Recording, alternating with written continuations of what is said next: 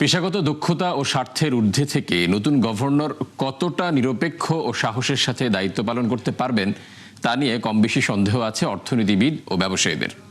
তাদের মতে বর্তমানে চড়া মূল্যস্ফীতি, আস্থার সংকট ও অর্থনৈতিক অব্যবস্থাপনায় তার কাজ হবে অনেক বেশি চ্যালেঞ্জিং।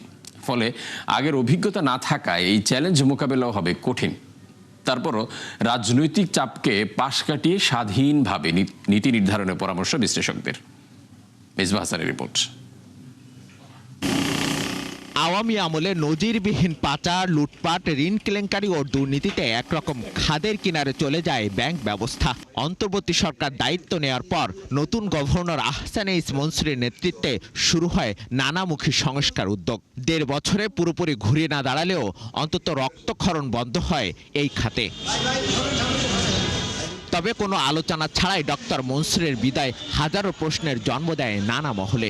দেশের ইতিহাসে সেই পদে প্রথমবার নিয়োগ দেওয়া হয় একজন ব্যবসায়ীকে, যা কেন্দ্রীয় ব্যাংকের স্বাধীনতা ও নীতিগত ধারাবাহিকতা নিয়ে প্রশ্ন তৈরি করেছেন বলে মনে করছেন বিশেষজ্ঞরা। তাই স্বার্থের সংঘাতের ঊর্ধ্বে থেকে নতুন গভর্নর কতটা স্বাধীনভাবে দায়িত্ব পালন করতে পারবেন সেটি নিয়েও প্রশ্ন তুলেছেন এই অর্থনীতিবিদ। বেশিরভাগ দেশে ব্যবসায়ীদেরকে অর্থমন্ত্রী বানানো হয় না, কারণ তার কনফ্লিক্ট অফ ইন্টারেস্টের কারণে। রাজনৈতিক স্বার্থ বজায় রাখতে গিয়ে, উন্নত করতে গিয়ে মানে বৃহত্তর স্বার্থকে জলাঞ্জলি না দেয়, সেটা আমাদের কাতর প্রার্থনা থাকবে। দীর্ঘদিন ধরে চড়া মূল্যস্ফীতি ভোগাচ্ছে অর্থনীতিকে। খেলাপি ঋণ এখন বাংলাদেশ বিশ্বে সবার উপরে। ডলার সংকট কিছুটা কাটলেও এখন আস্থা ফেরেনি সাধারণ গ্রাহকদের। সব মিলিয়ে কঠিন এক পরীক্ষার মুখোমুখি নতুন গভর্নর। তাই সংশ্লিষ্টদের মতে সহজ হবে না এই পরীক্ষার উত্তরণ। নতুন গভর্নরের জন্য খুব গুরুত্বপূর্ণ হবে এই কয়েকটা যে পেন্ডিং লিগ্যাল রিফর্ম আছে, Bangladesh bank order, bank companies act, stressed asset management company আইন, মানি লোন কোর্টের রিফর্ম, এগুলোকে সম্পন্ন করা। দাতা গোষ্ঠীর সাথে সুসম্পর্ক, এটা কিন্তু একটা বিরাট ব্যাপার।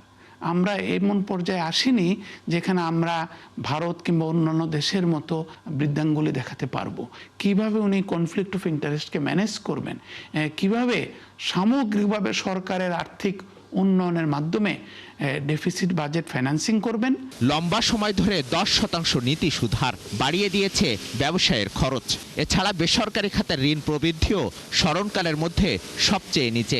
এমন অবস্থায় ব্যবসা বান্ধব পরিবেশ নিশ্চিতে কি উদ্যোগ নেন মুস্তাকুর রহমান?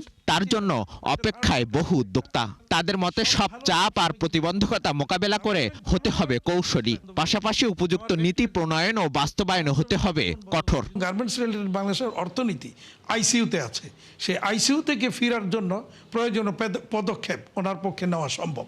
তবে ডিপেন্ড করছে যে ওনার যে টিম বাংলাদেশ ব্যাংকের আদার্স যারা আছেন তারা ওনাকে সহযোগিতা যদি করে, এটা সম্ভব। এই খাতে নজরদারি ও স্বচ্ছতা নিশ্চিত করা ও সার্বিক শৃঙ্খলা ফেরাতে শক্ত পদক্ষেপে এগিয়ে যাওয়ার পরামর্শ বিশেষজ্ঞদের।